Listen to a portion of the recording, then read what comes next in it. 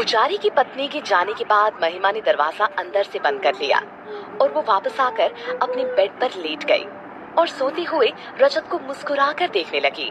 उसे अजीब सा एहसास हो रहा था। ऐसा सुकून भरा एहसास कभी किसी लड़की के लिए नहीं हुआ था जो वो रजत के लिए महसूस करने लगी थी। अगली सुबह महिमा सुबह उठ चुकी थी और उसे अब अच्छा फील हो रहा था। उसकी नजर एक बार फिर रजत की ओर गई, लेकिन वहां उसे ना पाकर काफी परेशान हो गई और बड़बड़ाती हुई कहने लगी, कहाँ चला गया इतनी सुबह सुबह।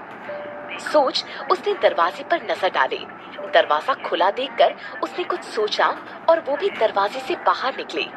उसकी नजर दरवाजे के बाहर मौजूद पुजारी और रजत पर पड़ी। रजत पुजारी से बोल रहा था, हाँ बाबा, आपने इतने कठिन समय में हमारी मदद की, उसके लिए आपका शुक्रिया। पुजारी का जवाब आया, शुक्रिया किस बात का बेटा, मेरा फर्ज था।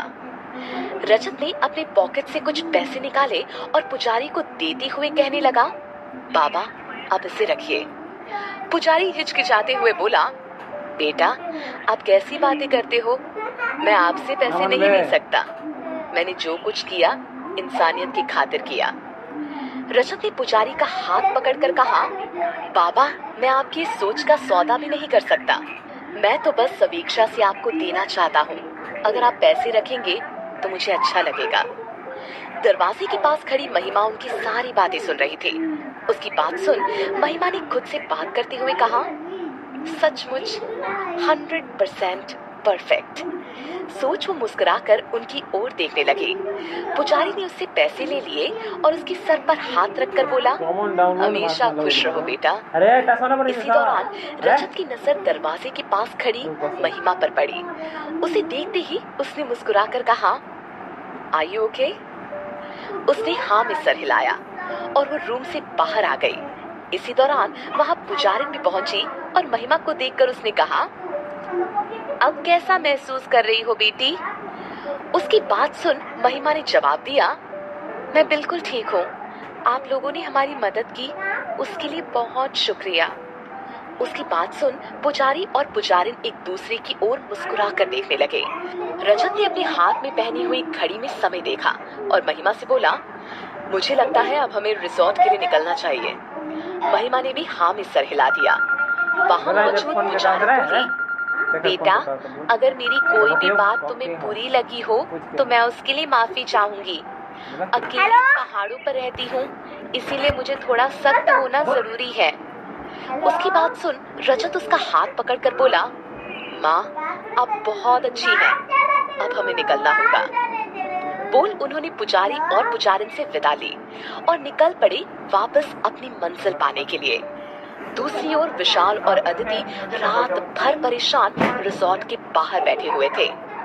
परेशान होते भी क्यों ना, अनजान जगह में पहुंचकर उनके दोस्त गुमसुम हो गए थे। अदिति विशाल की ओर देखकर बोली, सारी रात हमने हर जगह अपने लेवल पर पता लगा लिया है, ना जाने दोनों कहाँ चले गए। मुझे बहुत घबराहट हो रही है, चलो हम पुलिस कंप्लेंट कर देते हैं। उसकी बात सुन विशाल उसे समझाते हुए बोला, एसी यार काम डाउन, पुलिस 24 घंटे के पहले कोई कंप्लेंट नहीं लिखती है और हमने लवर्स पॉइंट पर गाड़ी देखी है ना, मुझे लगता है वो ट्रैकिंग करने दूसरे हिल पर गए हो और रात हो जाने की वजह से वहीं आसपास रुक गए हो। उसकी बात सुन अदिति घबराहट भरी आवाज में बोली, यार मैं माही को अच्छी तरह से जानती हूँ, वो रात भर किसी अनजान लड़की के साथ नहीं रुकेगी। विशाल मुस्कुराते हुए बोला, क्या सचमुच राज अनजान लड़का है?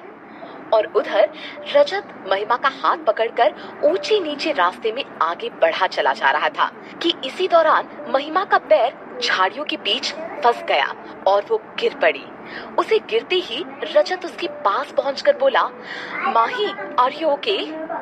महिमा ने हाँ में सर हिलाया और बोली, राज मैं बहुत थक गई हूँ, मुझे जोरों की प्यास लगी है। उसकी बात सुनकर रजत ने आसपास नजर दौड़ाई और कहा, माही बस थोड़ा दूर और चलते हैं, आई एम श्योर आगे हमें पानी मिल जाएगा। महिमा बोली, मेरे चलने की बिल्कुल हिम्मत नहीं हो रही है, देखो ना मेरे पैर से खून निकल रहा है। कहते हुए उसने अपने पैर की ओर उसे इशारा किया।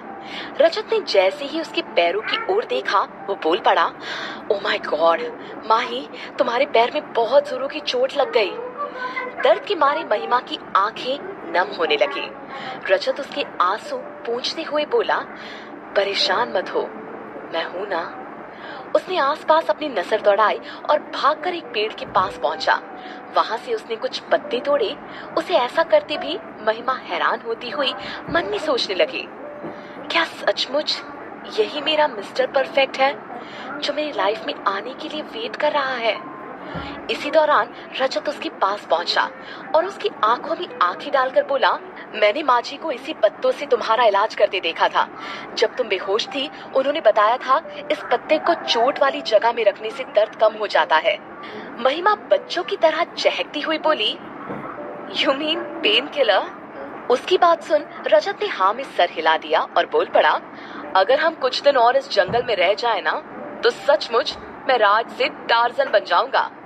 उसका जोक सुन महिमा जोर से हंस पड़ी। रजत ने उस पत्ते को उसकी चोट पर रखा। महिमा दर्द के मारे चीख पड़ी। उसकी चीख सुनकर रजत ने उसे तुरंत गले से लगा लिया और धीरे से बोला, घबराओ मत, कुछ नहीं होगा तुम्हें, मैं अपनी माही को कुछ नहीं होने दूंगा। रजत की दिल की बात उसकी जुबान पर काफी हद तक आ चुकी थी। उसके वर्ड्स उसके कंट्रोल के बाहर थे। उसने तो अनजाने में ही महिमा पर अपना हक जता दिया। उसकी बात सुन महिमा ने खुद को संभाला और उसकी आंखों में देखने लगी। उसकी भी नजर महिमा पर थी, मानो कुछ अनकहे जज्बात सामने आने वाले हो। महिमा ने मुस्कुराकर कहा, राज आई एम ओके। रजत भी थोड़ा झेप गया और उसने महिमा पर अपनी पकड़ कुछ कमजोर की। महिमा भी शर्मा कर दूसरी ओर देखने लगी। रजत बोला, अब चले? उसने हाँ में सर हिलाया और उसका हाथ पकड़कर खड़ी होने की कोशिश करने लगी, लेकिन पैर में चोट ज्यादा होने की वजह से वो खड़ी नहीं हो पा रही थी। उसे देख रजत ने एक बार फिर उसे उसके बगैर पूछे अपनी गोद में उठा लिया और आगे बढ़ने लगा। उसका ऐसा करना महिमा को अच्छा लगा क्योंकि वो उसके अनकहे जज्बात अच्छी तरह समझ रही थी। वो मुस्कुराती हुई सिर्फ उसे देख रही थी।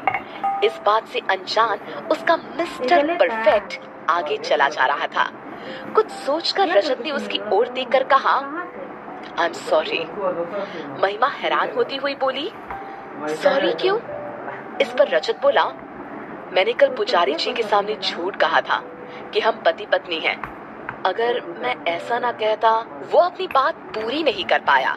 महिमा ने उसके होठों पर अपना हाथ रखा और बोली, मुझे तुम पर खुद से भी ज्यादा यकीन होने लगा है। तुम्हें सफाई देने की जरूरत नहीं है। तुमने जो किया होगा सोच समझकर किया होगा। उसकी ये बात सुन रजत एक बार उसकी आंखों में आंखें डालकर देखने लगा। वो अब भी उसकी गोद में थी और उसे देखकर मन में सोचने लगी, इसी बिल्कुल ठीक कहती है, सारे लड़के एक से नहीं होते।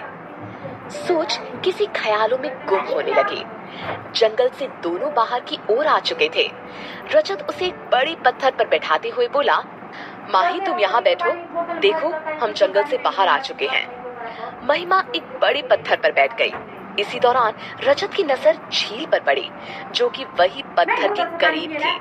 रजत खुश होते हुए बोला, माही देखो पानी मिल गया। बोल वो पास के पेड़ से कुछ पत्ते तोड़कर झील के करीब जाने लगा और पत्थर पर बैठी हुई महिमा मुस्कुराती हुई उसे देखने लगी, क्योंकि पहली बार कोई बिना वजह उसका इतना गैर जो कर रहा था। रजत जैसे ही नदी के करीब गया वहां स्लिप हो गया और एक बड़े पत्थर पर जा गिरा। उसे देखकर महिमा अपनी तकलीफ भूलकर दौड़कर उसके पास पहुंची। उसके पैरों से खून आने लगा था।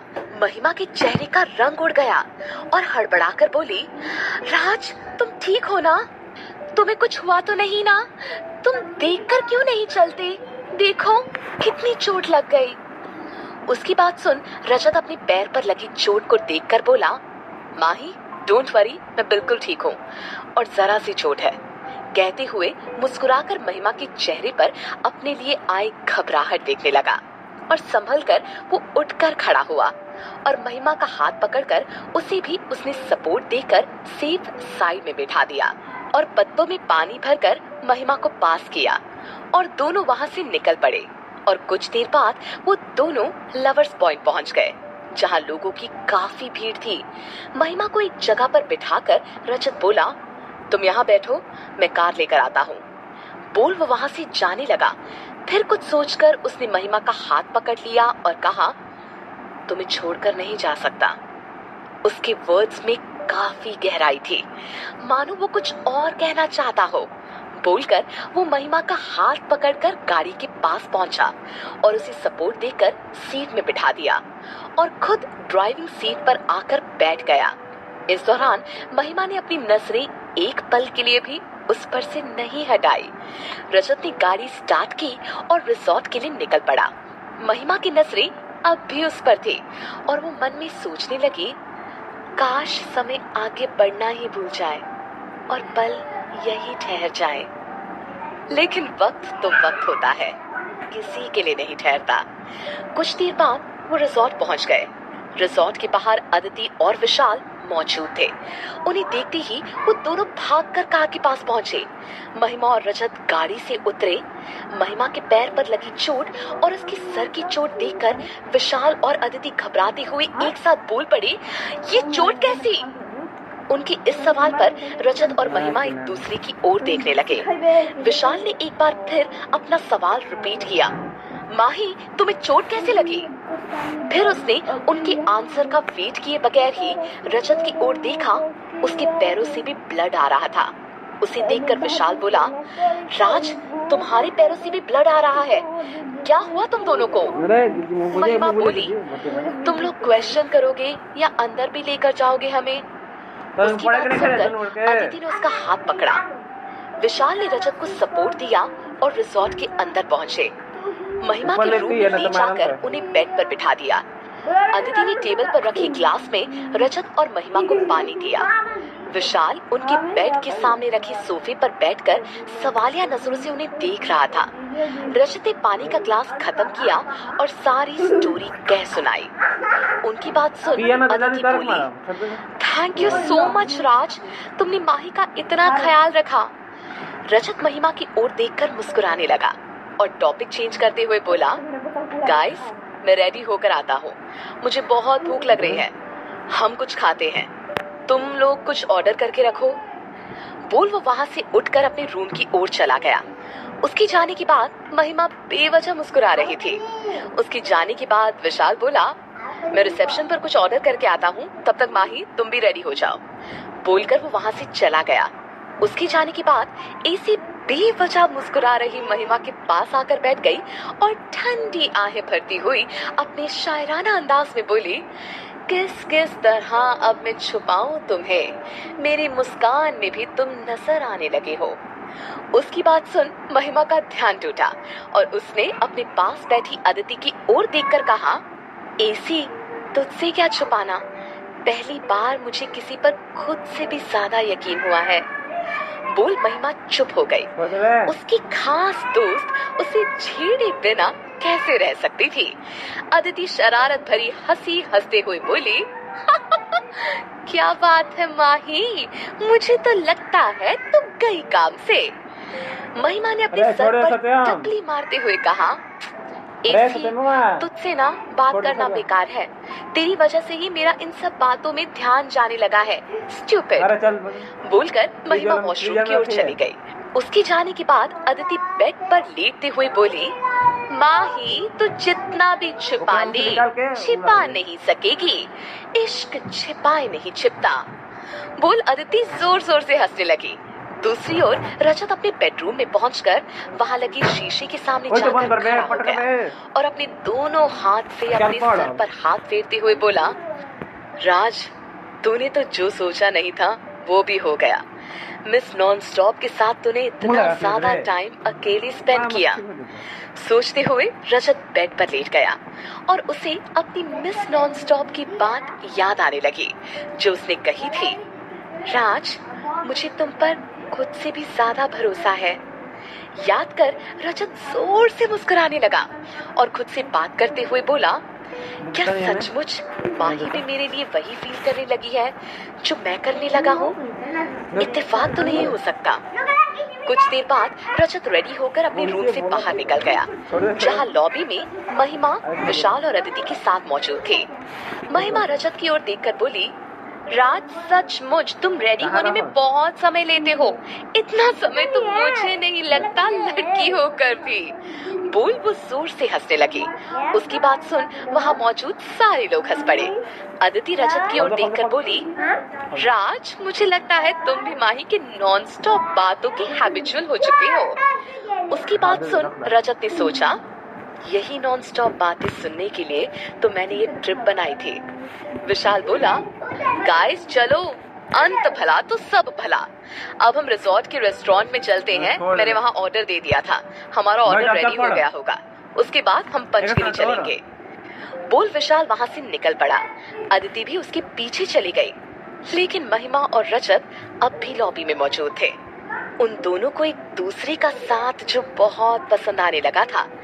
रजत बिना कुछ बोले महिमा को देख रहा था और महिमा उससे। कहानी में कौन सा नया मोड़ आएगा